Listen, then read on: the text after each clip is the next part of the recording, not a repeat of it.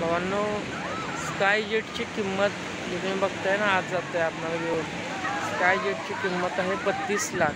जे दुबईहून ते जेट येतात आणि ATV ज्या बाईक आहेत या त्याची किंमत आहे 2.5 लाख.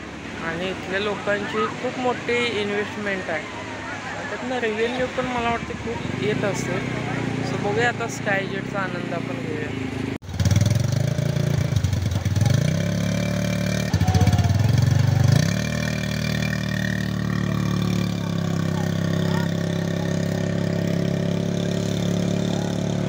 भाई क्या ही सीन है, सिनेमैटिक व्यू लगता है मानो.